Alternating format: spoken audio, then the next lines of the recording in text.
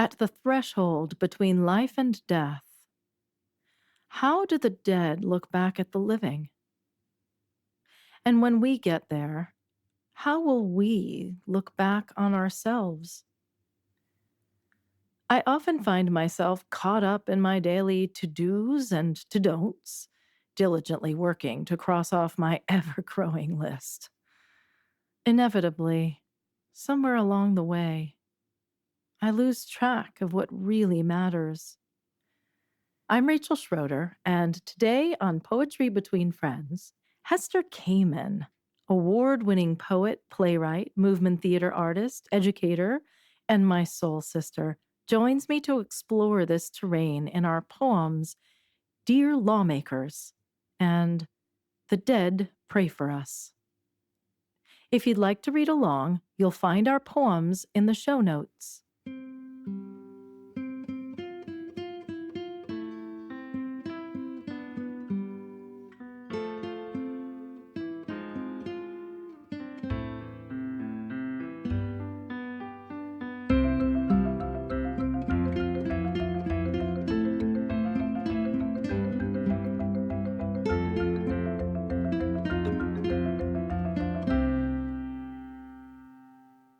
Dear Lawmakers by Rachel Schroeder.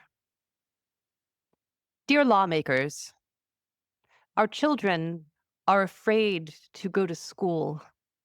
We are afraid to take them. Our teachers are afraid to teach. We are afraid to pray in houses of worship, to buy groceries, to celebrate in clubs at concerts, to watch movies on the big screen, to ride the subway to work, to gather anywhere. In this land is your land, this land is our land. In the skin we wear, the faith we embrace, the communities that embrace us. Dear lawmakers, your citizens are not safe. Doctors cannot heal the dead. Your children are not safe. Doctors cannot heal the dead. You are not safe. Doctors cannot heal the dead. But you, if you love your country, your compatriots, your children, you can make us safe. And when you are dead and your soul hangs in the balance and your maker asks, how much did you love? How will you answer?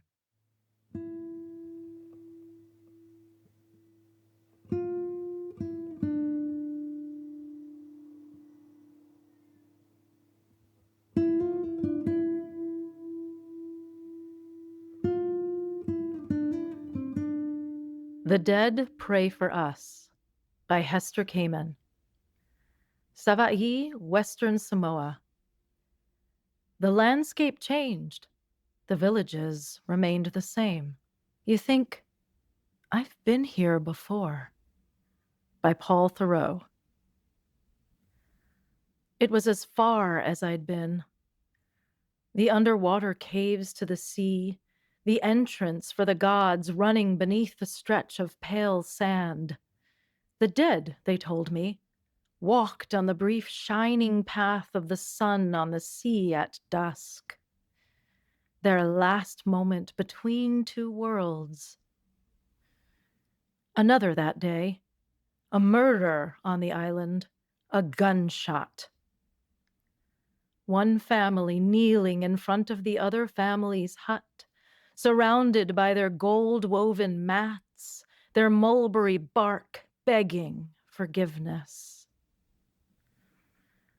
Women in bright cloth lined the roads, holding knives, fingering machetes, their sharp faces carved into lines of grief.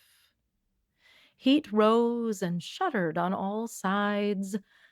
I drove in a dream through spirals of fire, steered the car between a burning tractor and a burning hut, flames cracking the sky. They said, your presence has brought shame upon the island. We are afraid of what you will tell the world. But when do any of us stand before darkening water and ask for forgiveness? The dead hesitate on the waves, look back into our faces, whisper final prayers that settle around us, almost like twilight, almost like love.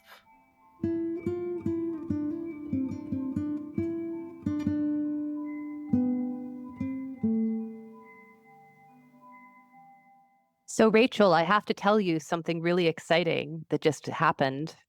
The first is how much our poems mirror each other in so many different ways.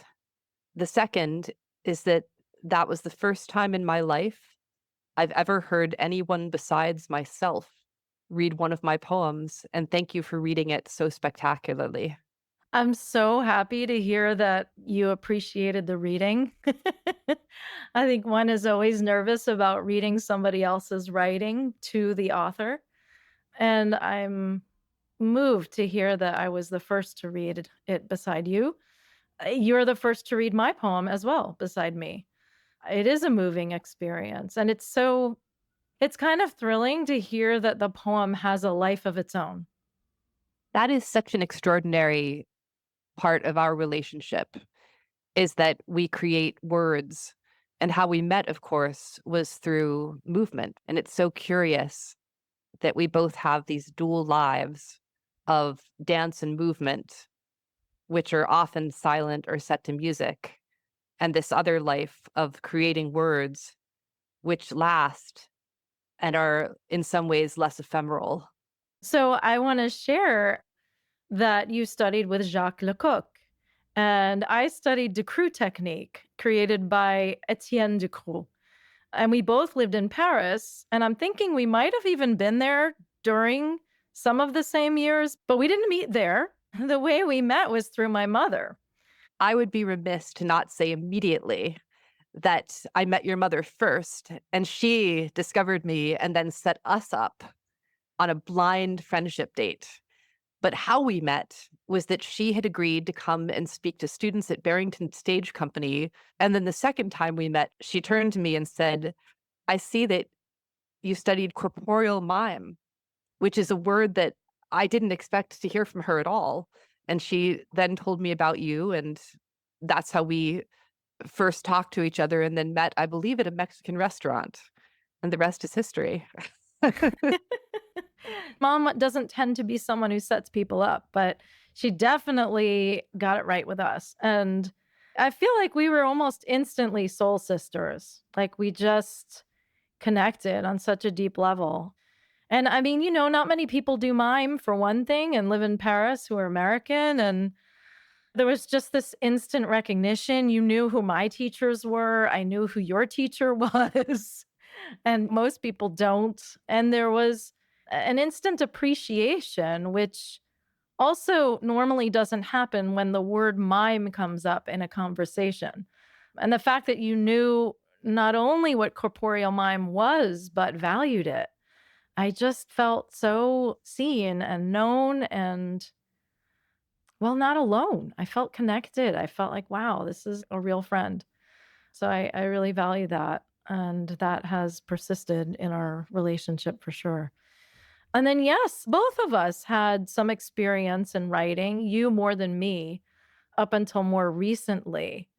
And when I started to write plays, you were so gracious and reading whatever I asked you to, and always so generous with your feedback and kind and honest. And I really, really value that.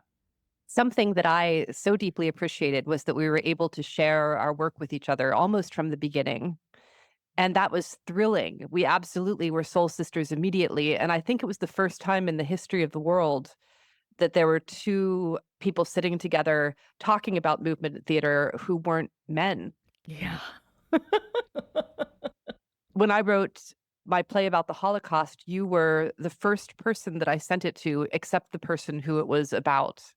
And I just valued your feedback so much. And I knew that one of your incredible gifts as a friend and also as an artist is knowing how to look within another person's aesthetic and offer feedback from that lens in a way that's very specific and very concrete and very practical, but never comes across as harsh.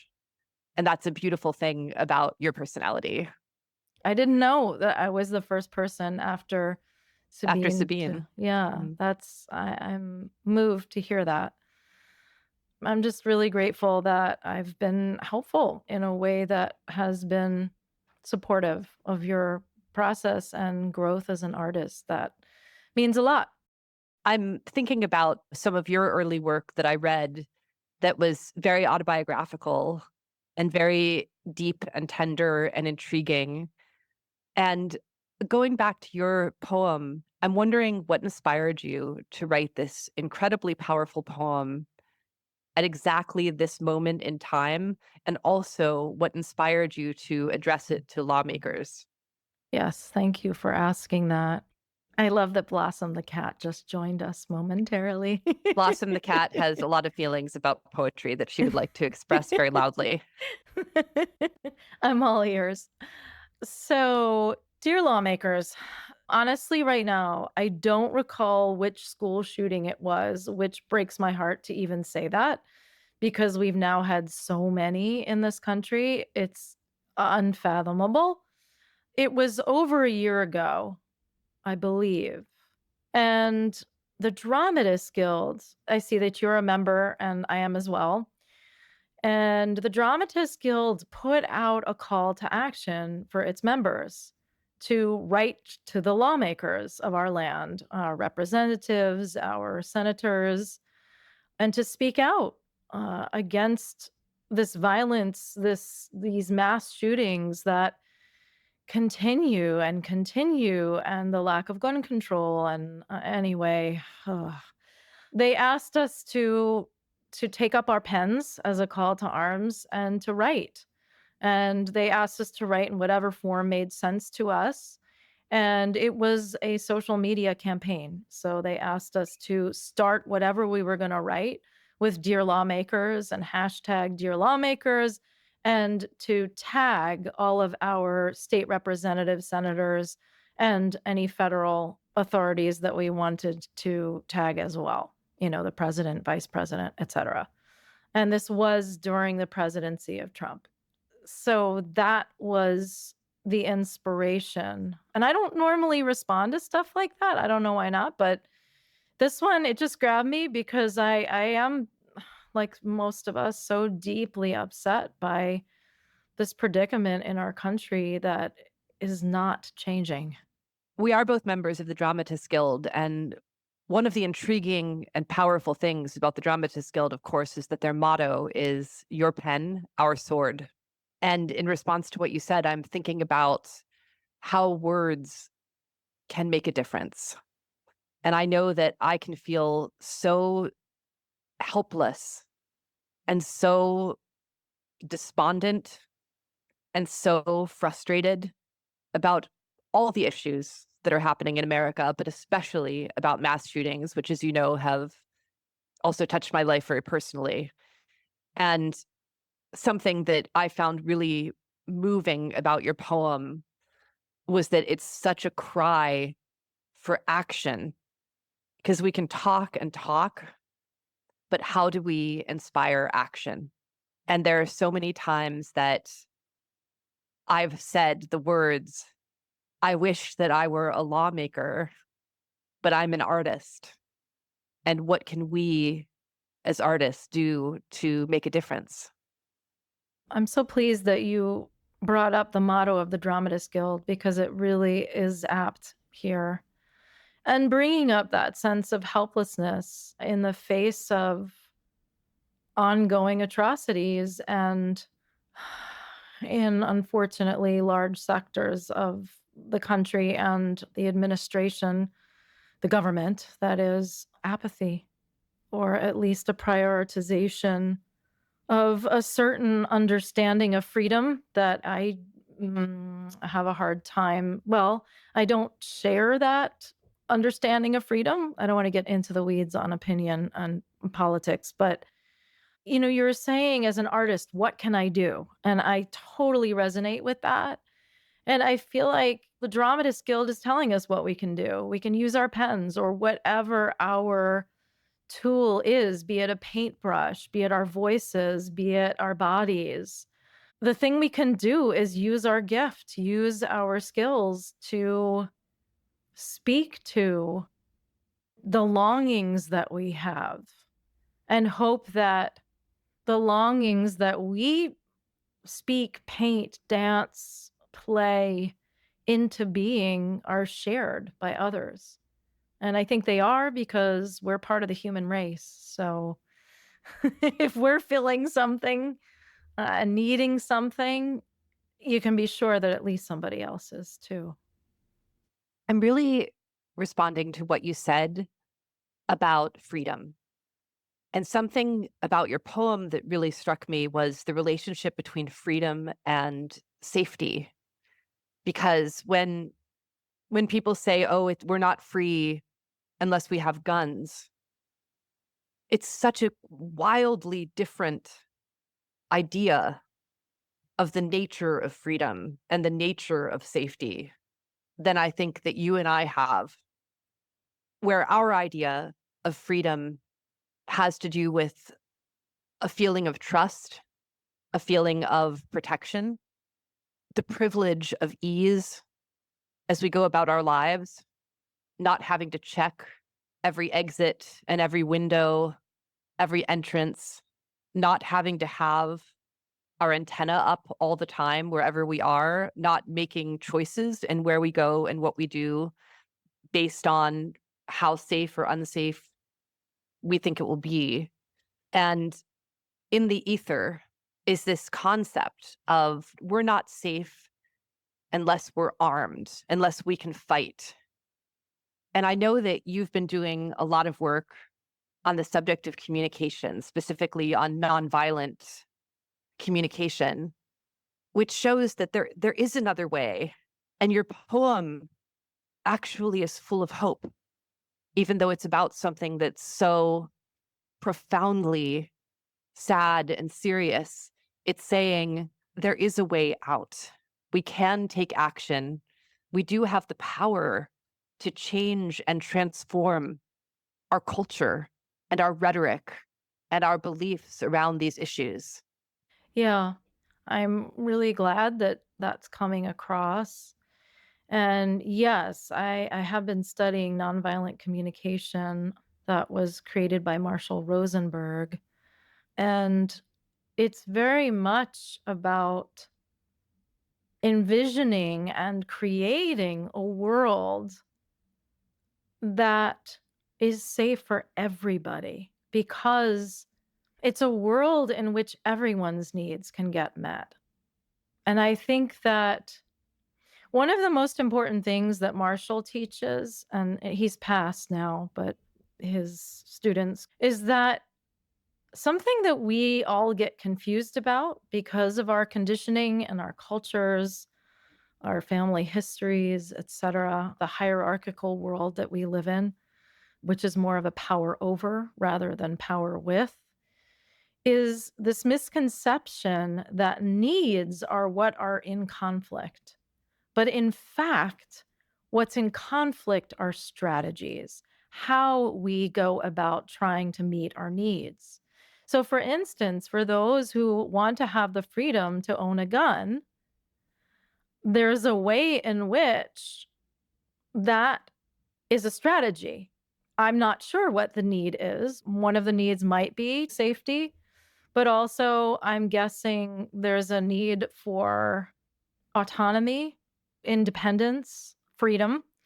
I think there's a feeling of helplessness and maybe hopelessness that's experienced that instead of living into feeling those vulnerable feelings and attending to, or at least facing into those needs, instead there's the strategy of I'm going to grab a gun to protect myself so I don't have to feel all these scary things and so that no one else can hurt me.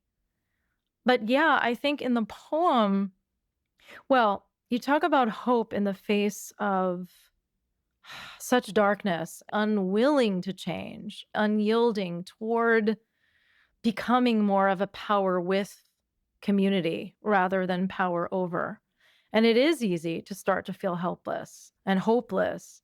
You ask the question again, what can I do as an artist? Part of our job is to keep holding the promise of a better future, of the highest in us, in humanity, and our ability to create a community in which we make compassion a priority, maybe even over freedom sometimes. But also, what kind of freedom are we talking about? What is freedom? What is the kind of freedom we're looking for? And is there, I posit there could be, there is a freedom in which we can all pursue meeting our deepest needs and still make sure that others are able to do the same. And as I wrote this poem, it became clear that to reach the lawmakers, I wanted to touch them on a human level, on the most personal. The Beatles said it, love is all there is. Love, really love, not Hallmark love, but a deep, complete embrace and recognition of humanity in everyone and the divine in everyone and in themselves, in ourselves. There's an idea of relationships are transactional, professional relationships, personal relationships. They're becoming about what can I get from that person? And if I get this from that person, then what do I owe that person to give them? It's becoming a tally sheet. Whereas we know, and we're very fortunate to know, that's not the nature of relationships. And I think part of what words can do and what poetry can do is bring us the idea of worlds and thoughts that are very different than what we have been taught and what we have been conditioned continuously throughout our lives to accept as fact. I think there is a belief that this is how it has to be. I think a lot of us, not all of us, but a lot of us are aware that this is how it is. Those of us who can see that it doesn't have to be this way, it's our job to keep holding the vision of another way of being humans on a planet in relation to other humans and also to the planet itself and to all sentient beings. One of the powerful things about poetry that we speak into being what we wish to see in the world. If I paraphrase, I think it's Gandhi. There is an alchemy, there is a magic or a medicine that we can write into being, even if we only have one person read our poem. Even if one person is touched by what we say, the amazing thing is that it ripples outward. If it shifts how they think or feel or supports something they already feel and emboldens them to take more steps themselves toward contributing to a different kind of world, then we've done our job. I know that at the darkest times in my life, I always go to poetry and read it. I read the poets that I most admire. I go back to the same books again and again. And it's because I don't always know how I feel. And sometimes somebody else will say it, and I could nod in recognition and feel less alone. And that's what poetry, I think, does for everybody. It reminds us that we're not alone in the world. And it reminds us that there's always a reason to speak out, even if we do it imperfectly. Once the words are in the world, as you said, they take on a life of their own. So, Rachel, there was a line I wanted to ask you about in your poem. You reference the famous Woody Guthrie song, This Land Is Your Land. But instead of saying, This land is your land, this land is my land, you say, This land is your land, this land is our land. Can you tell me a little bit about that?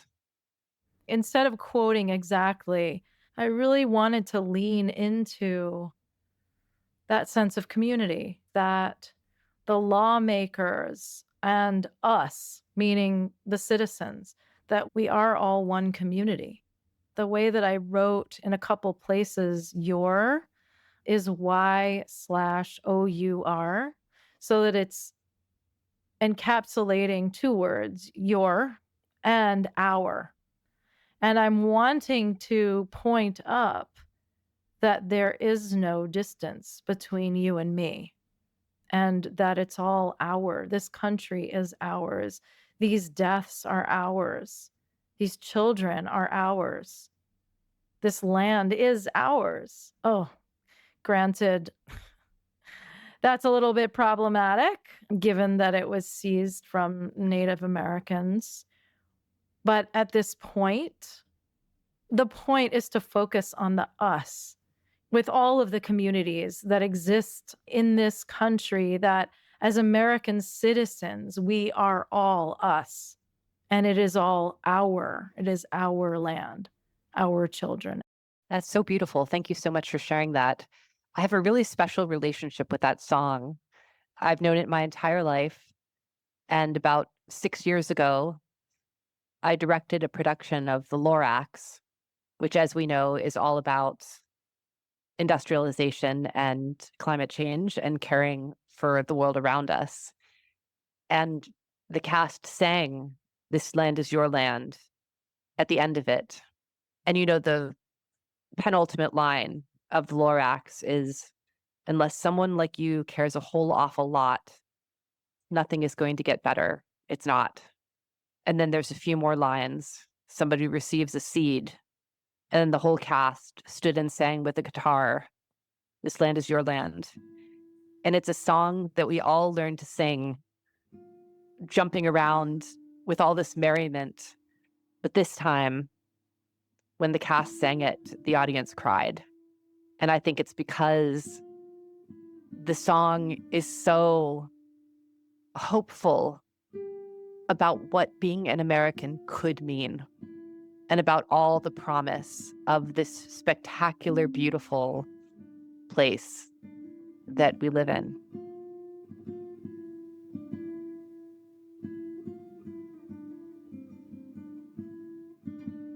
Thinking about the dead pray for us. First of all, I'm really moved by the title and just feeling into it's kind of like a flip, right? Because we do a lot of praying for the dead, that they rest in peace. And I think maybe a lot of us don't think about the dead praying for us. But there's something so beautiful and also, in a way, pitiful that they have to pray for us. And I'm going there because of the content of your poem and connecting it to what you were talking about with our reckoning with our responsibility for what has come before, what is still happening, and our part in that. And I'm speaking particularly to the end of the poem where they say that you have brought shame upon the island. And then the speakers saying, but when have any of us stood before darkening water and asked for forgiveness?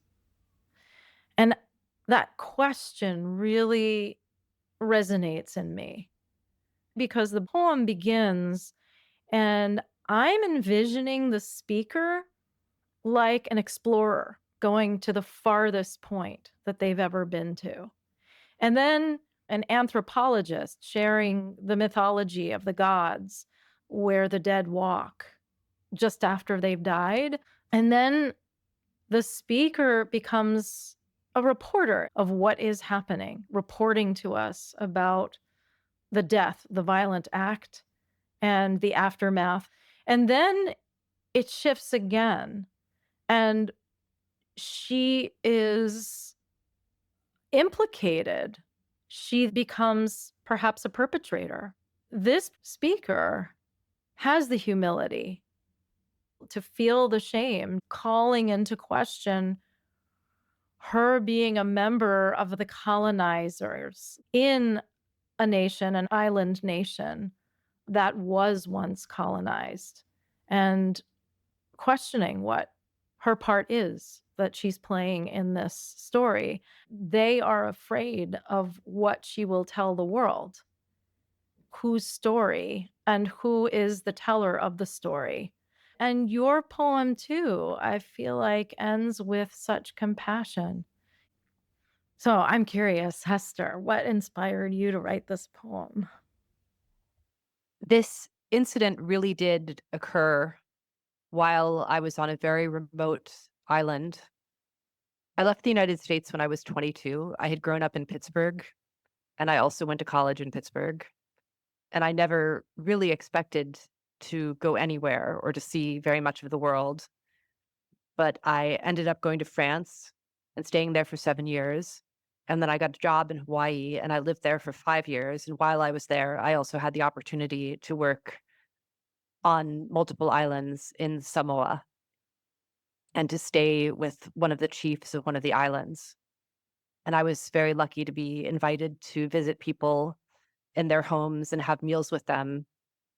And I'm always very interested in people that are different from me and in lives that are different from my own. So I also tend to ask a lot of questions.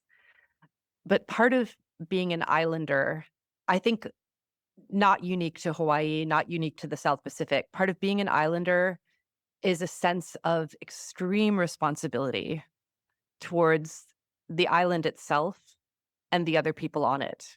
When you live on an island, the island becomes your whole entire life. And I think, especially when you live in the South Pacific, you are so far away from everywhere else that the island becomes your world. And something that struck me very deeply about my time there in Savaii was their sense of responsibility. People are killed by guns in the United States very, very, very frequently. And what had happened is that somebody had been killed by a gun, which was incredibly unusual, unheard of. And the family of the person that did the shooting, as is the custom, when one family offends another, the family that has offended brings all their valuable possessions and they kneel in front of the other family's hut and they beg for forgiveness. And what had happened is that the family who had had the person shot was refusing to forgive them. And that was also incredibly unusual. It was absolutely the wrong time for me as an outsider, especially as a white outsider, to be visiting the island.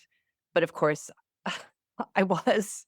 And so I uh, became much more involved than I possibly could have imagined. And I was driving a car between a burning tractor and a burning hut with flames shooting into the sky, just as it says in the poem. People were setting each other's livelihoods and homes on fire.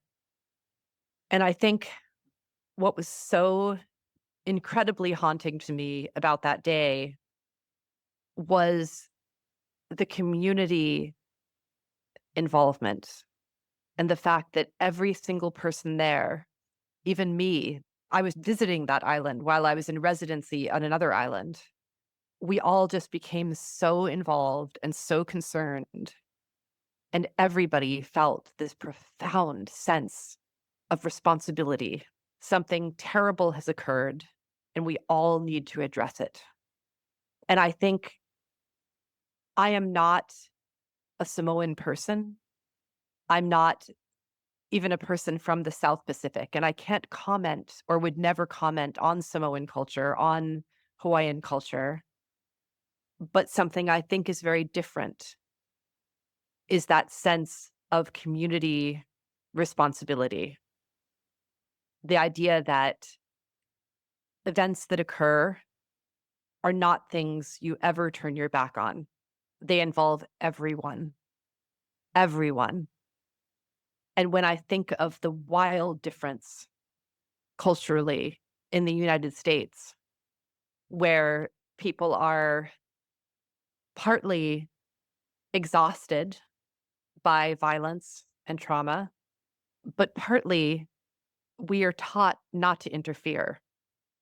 For example, if somebody has something bad happen to them in the United States, not necessarily as bad as gun violence, it could be something like a divorce. That person often becomes incredibly isolated because everyone's afraid of doing the wrong thing.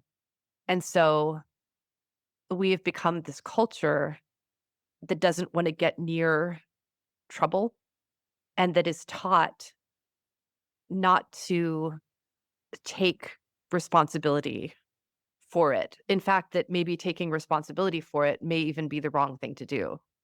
And I think that's incredibly different just in terms of mindset than what I experienced that day when I was going from place to place and all anybody was talking about was this incident. And I'm full of admiration for many different places in the South Pacific. I feel incredibly lucky that I got to live there, that I made friends there, and that I got to see a world that was wildly different from other worlds and learn different customs and cultures. And one of them was that feeling of for whom the bell tolls. Ask not for whom the bell tolls, it tolls for thee. That is more true on islands, maybe, than anywhere else in the world. Elie Wiesel addressed this. I think it was Elie Wiesel, but they came for that group, then they came for another group, then they came for my neighbor, then they came for me. That sense that you're describing, from what I'm hearing, sounds like there is this consciousness that we are all connected on such a deeply fundamental level. One of the things that I noticed when I lived in Hawaii was that people didn't stop speaking to each other. It's very common to stop speaking to each other in Pittsburgh and in New York and in Washington, D.C. It's very hard to stop speaking to somebody in Honolulu because you're going to see them again the next day, inevitably. Islands are just really small. And so, of course, people have fights and cut each other out of their lives, but not to the extent that I knew of it in more northeastern places. As an islander, there is a sense that everybody is reliant on each other and everybody is very connected. I can also comment on something that you said a little bit earlier about the idea of the dead praying for us. Of course, a lot of my father's side of the family died in the Holocaust. And that's something that's always in the forefront of my mind and has been since I was a child. And we have, in our generation, also experienced so much death in our own lives with people dying very young and with all the shootings in the United States. And I think a lot about the dead, not in a dark way, I don't think, but I have a sense of the dead being around us, to some extent walking with us. And I've thought a lot about that veil between us and the other world. Again, if you believe in such things, and my own beliefs are pretty complicated, but I certainly believe that something occurs. I don't think death is the very end. And the reason I don't think that is because of the incredible connectedness of human beings. I don't believe it vanishes when somebody dies. And when we make terrible mistakes, as we all do in our lives, I thought about how the dead must feel about it. And if they do pity us and send their prayers towards us, but I don't think prayers are exactly the same as love. I think they're a call to action. I had a very good friend who survived the Tree of Life shooting, but who was shot. And something he said was, "We pray with our feet." And I think of that sentence every day. And I think if the dead can see us, they would send us prayers, and that those prayers are calls to action. That totally brings our poems together. As you said, it highlights the conversation that exists between the two poems. They're very much in agreement about a need for a call to action here, that our world is in trouble, but there are things we can do. So there is hope because there are things we can do. And I love that. I love that phrase, we pray with our feet. It's so active. It honors the power of prayer to be effective, to actually do something. I've had the experience of doubting that prayers really actually do anything. But then I'm reminded of how powerful prayer can really be if we put our whole hearts and bodies and minds into it.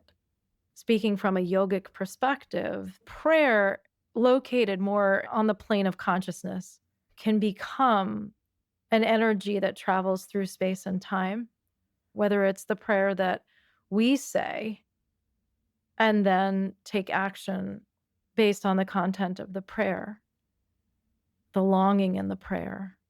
I would even say to connect back to what we are talking about, longing for needs to be met, or whether it is the dead praying for us and how powerful are their prayers to help heal this world.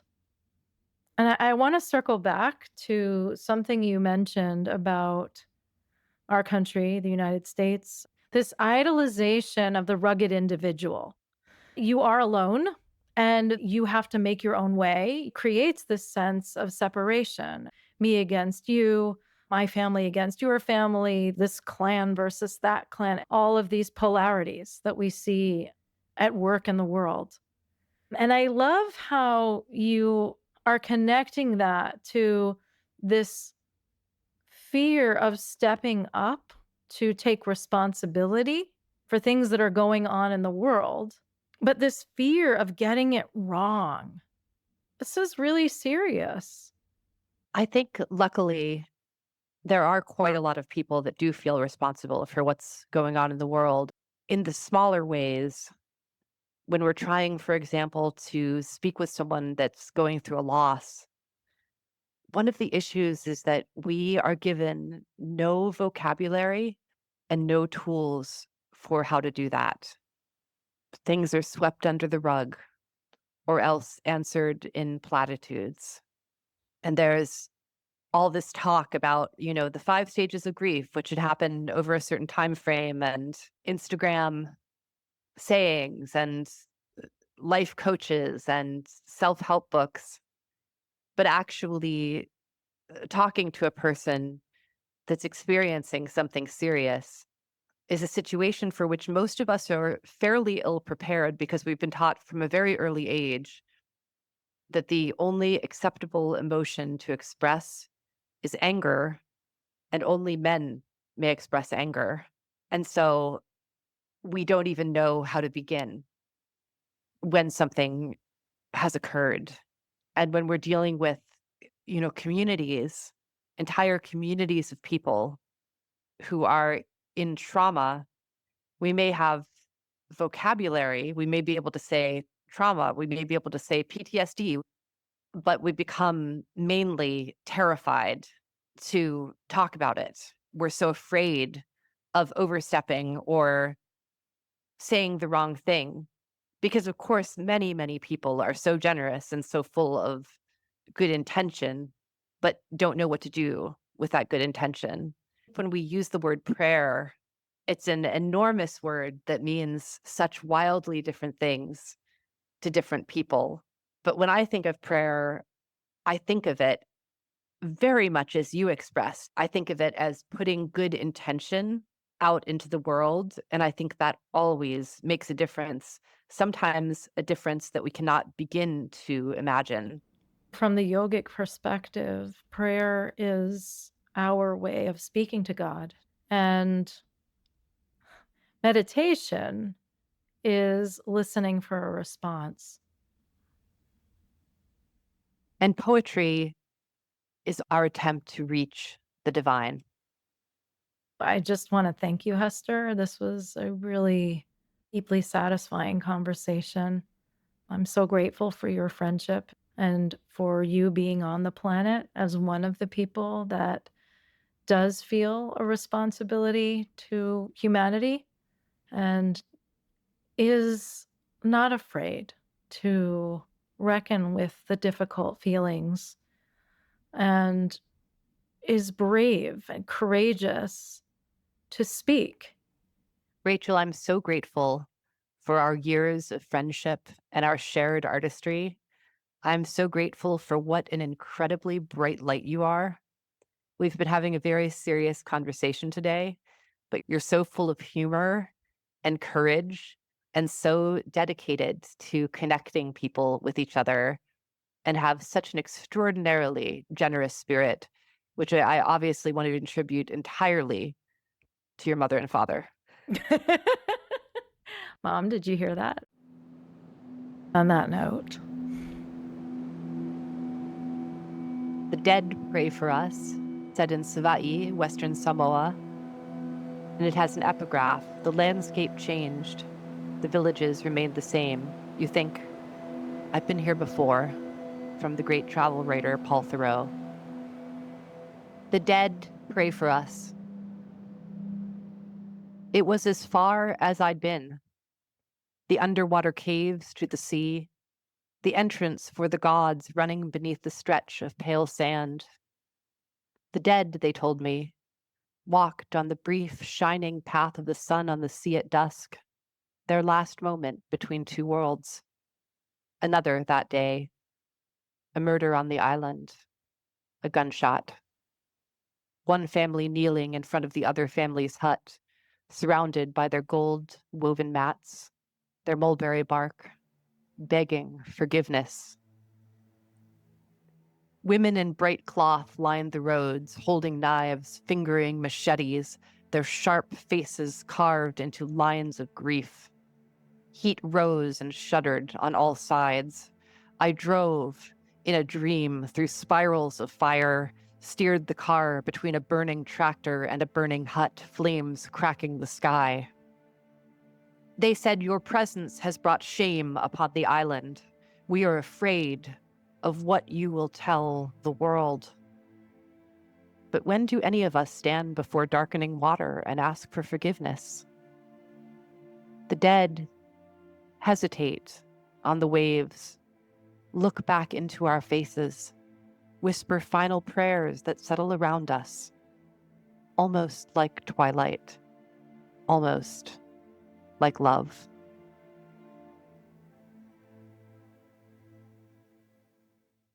dear lawmakers, our children are afraid to go to school.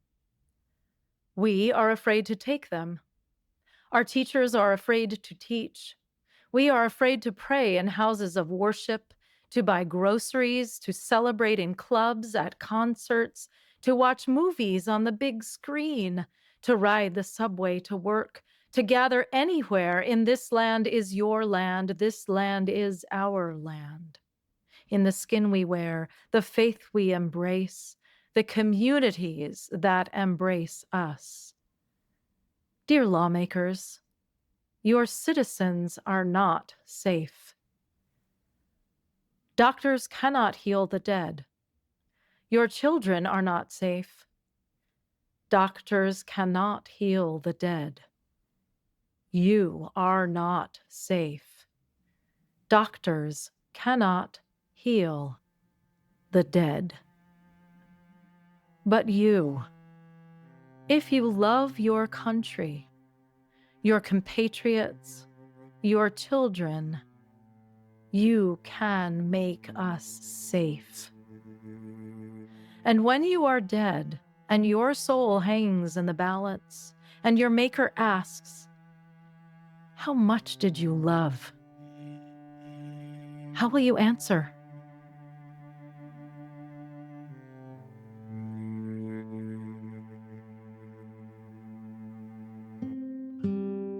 Poetry Between Friends is produced by Rachel Schroeder. Music composed, produced, and performed by Andrew Vevers. Sound engineering by Revision Sound. Cover art by Matthew Warren Lane. This episode was recorded in New York City on unceded Lenape land and in Arlington, Virginia on Powhatan, Monacan, and Cherokee land.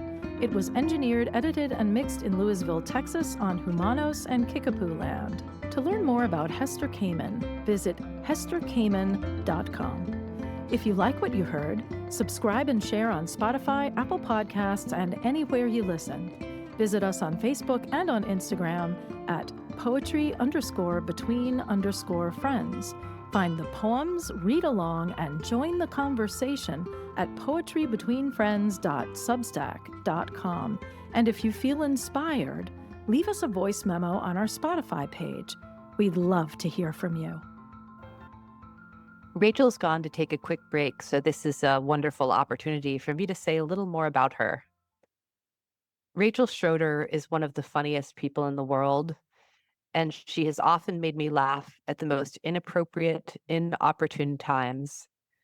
And part of the reason I adore her so deeply is that being in her presence makes me feel like I'm in high school again, knowing that even in the most serious situation in the world, I have to be careful not to make eye contact with Rachel because she'll just raise one eyebrow and make me start to laugh. She hasn't mentioned this, but she also has incredible knowledge of other cultures and other places. She was with one of the most famous mime companies in the world. And we both knew about them because when we were in our early 20s, we both saw the same performance of this group doing a show in Philadelphia. And that performance, which was the crew's students, changed both of our lives. And Rachel ended up going to Paris, and I ended up going to Paris as a direct result of that show, which is another amazing example of how art can change lives.